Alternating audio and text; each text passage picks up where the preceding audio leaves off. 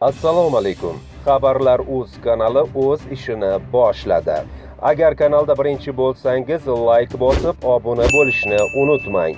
Bugun dasturimizda uning asl basharasi ochildi. Bozorovning harakatlari haqiqiy pastkashlikdir. Komil Allamjonov 3 kun muddatda virusga qarshi kurash bo'yicha hududiy shtablar faoliyati kuchaytirilsin. Shavkat Mirziyoyev. Tezkor xabar: Olmaliq shahar hokimi Qobil Hamdamov koronavirusga qarshi emlandi. Xushxabar: o'zbekistonlik boshpanasiz migrantlarga $300 dan to'lab beriladi. Mehnat vaziri o'rinbosari. O'zbekiston karantinga yopiladimi? Mirziyoyev izoh berdi. Farg'onalik otaxonlar velosipedda O'zbekiston bo'ylab sayohatga chiqishdi. Mablag'larimiz juda cheklangan. Prezident kimlarni ishdan olishini ma'lum qildi. Endi esa batafsil. Allamjonov: Bozorovning harakatlari haqiqiy pastkashlikdir. Milliy mass mediani qo'llab-quvvatlash va rivojlantirish jamoat fondi vasiylik kengashi raisi Komil Allamjonov LGBTni targ'ib qilgan Bozorov haqida fikr bildirdi. Kun.uzda chop etilgan xronologiyani ko'rib, munosabat bildirishga majburman. Bozorovning har juma kuni masjid oldida LGBT tadbirini o'tkazishga chaqiruvchi musulmon ayollarni xiyonatkorlikda ayblashi, Swing mahalla qurish niyati, o'spirinlardan anemiya va KPO bahona o'z maqsadida foydalanishi haqiqiy pastkashlikdir. Uning harakatlarini tinchlikni buzish, ommaviy tartibsizliklarni keltirib chiqarishga urinish deb baholayman. Bozorov inson huquqlari himoyachisi emas, u haqiqiy provokator.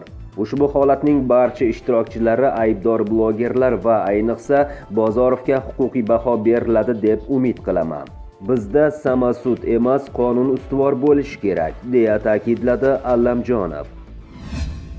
Olmaliq shahar hokimi Qobil Hamdamov koronavirusga qarshi emlandi. Olmaliq shahar hokimi Qobil Hamdamov koronavirusga qarshi vaksina bilan ko'ngilli ravishda emlandi. Bu haqda shahar hokimligi matbuot xizmati ma'lum qildi. Hokimlik tomonidan e'lon qilingan videoda hokim AstraZeneca vaksinasi bilan emlanganini ko'rish mumkin. AstraZeneca vaksinasining to'liq emlash kursi 2 dozadan iboratdir. Ikkinchi doza birinchi doza bilan emlangandan so'ng 28 kun o'tib yuboriladi. Aholini koronavirusga qarshi emlash tadbirlari 1 apreldan boshlandi. O'zbekistonda bugungi kunda 1.660.000 doza vaksina bor. Ularning 660.000 dozasi COVAX jamg'armasi tomonidan olib kelingan AstraZeneca vaksinasidir. 1 million dozasi O'zbekiston-Xitoy hamkorligida ishlab chiqarilgan ZF-UZVAC 2001 vaksinasidir. Aholini ushbu vaksinalar bilan emlash bir paytning o'zida amalga oshiriladi. Bunda emlanuvchi birinchi emlanishni qaysi vaksina bilan boshlasa, ikkinchisini ham aynan o'sha vaksina bilan yakunlaydi. AstraZeneca vaksinasi bilan 2 marotaba, ZF-UZVAC 2001 vaksinasi bilan 3 marotaba emlash ko'zda tutilmoqda. Ya'ni vaksinatsiya 2 xil vaksinada 2 xil amalga oshiriladi. Shuningdek, O'zbekistonda xususiy klinikalarga COVID-19 ga qarshi pulli emlash o'tkazishga ruxsat beriladi. To'liq emlash kursini tamomlagan fuqarolarga QR kodli sertifikat beriladi. Nurmat Otabekovning o'zi istalgan vaksina bilan jon deb emlanishini ma'lum qilgan. 3 kun muddatda koronavirusga qarshi kurash bo'yicha hududiy shtablar faoliyati kuchaytirilsin. Shavkat Mirziyoyev. Shavkat Mirziyoyev sog'liqni saqlash tizimini tubdan isloh qilish bo'yicha 2020-yil noyabr oyida qabul qilingan farmon va qarorlar ijrosi yuzasidan video selektor yig'ilishi o'tkazayotgani haqida xabar qilingan edi. Yig'ilishda Prezident koronavirusga qarshi kurash bo'yicha hududiy shtablar faoliyatini kuchaytirish bo'yicha topshiriq berdi. Xabarga ko'ra, bunga so'nggi oyda koronavirusga chalinish holatlari ko'paygani, infeksiyadan o'lim holatlari qayd etilayotganligi sabab bo'lmoqda. Buning sababi ko'pchilik fuqarolar xotirjamlikka berilib, tibbiy niqob taqish, ijtimoiy masofani saqlash, antiseptik vositalardan foydalanish kabi karantin talablariga befarq bo'lib qoldi, deya ta'kidlagan Prezident. Qayd etilishicha, Shavkat Mirziyoyev bu borada bosh vazir va viloyat hokimlariga topshiriq berdi. Bosh vazir Aripov viloyat hokimlari bilan birga 3 kun muddatda koronavirusga qarshi kurash bo'yicha hududiy shtablar faoliyatini kuchaytirsin, deya ta'kidladi Shavkat Mirziyoyev. O'zbekistonlik boshpanasiz migrantlarga $300 to'lab beriladi. Mehnat vaziri o'rinbosari. Chet elda boshpanasiz qolgan o'zbekistonlik migrantlarga moliyaviy yordam ko'rsatiladi. Bu haqda 31-mart kuni Yuksalish umummilliy harakati binosida bo'lib o'tgan Xalqaro munosabatlar, tashqi iqtisodiy aloqalar, xorijiy investitsiyalar va turizm masalalari qo'mitasining majlisida ma'lum qilindi, deb xabar bermoqda Repost. Xorijda boshpanasiz qolgan fuqarolarga boshpana, ya'ni hostellar uchun $300 to'lab beriladi. Fuqaro murojaat qilgach, u ko'rib chiqilib, pul fuqaroning plastik kartasiga yoki hostel hisob raqamiga o'tkazib beriladi, deya ma'lum qilgan Bandlik va Mehnat vazirligi birinchi o'rinbosari Erkin Muhiddinov. Qayd etilishicha, vazirlik yaratgan veb-saytdan 30 mingga yaqin fuqaro foydalanmoqda. Ish beruvchilar bilan tuzilgan shartnomalar 160 tani tashkil etadi. Hozirda fuqarolarning chet elga ketishi uchun kasbiy va xorijiy bilim yetishmayapti. Bu ko'plab fuqarolarimizning muammosidir.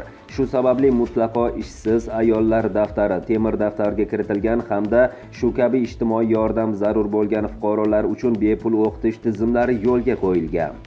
Xarajatlar Bandlik vazirligining sug'urta jamg'armasidan qoplab beriladi, deya ta'kidladi Muhiddinov. Ta'kidlanishicha, barcha viloyatlarda tashqi migratsiya agentligi vakolatxonalari huzurida alohida chiptaxonalar bor. Shuningdek, mehnat migrantlari uchun 20% chegirmalar asosida avia, temir yo'l va avto chiptalar sotilmoqda. Bundan tashqari, xorijdagi migrantlar uchun sug'urta xizmati bepul amalga oshiriladi. O'zbekiston karantinga yopiladimi? Mirziyoyev izoh berdi. O'zbekistonda hududlardagi koronavirusga qarshi kurash shtablarining faoliyati kuchaytiriladi. Bu haqda O'zbekiston prezidenti Shavkat Mirziyoyev tibbiyot sohasini isloh qilishga qaratilgan video selektorda aytib o'tdi. Hech qayerni yopmaymiz, ammo ogohlantirish kerak. 300 kishilik to'ylar o'tkazish boshlab yuborildi, deya ta'kidlagan Shavkat Mirziyoyev. Joriy yil boshida kuniga o'rtacha 30-40 nafar bemor aniqlangan bo'lsa, mart oyi o'rtalaridan bu ko'rsatkich 160-180 nafarni tashkil etmoqda. Bunda tuni kuni ishlaydigan kol markazlar va mobil brigadalar faoliyatini yo'lga qo'yish kerakligi qo'shimcha qilindi.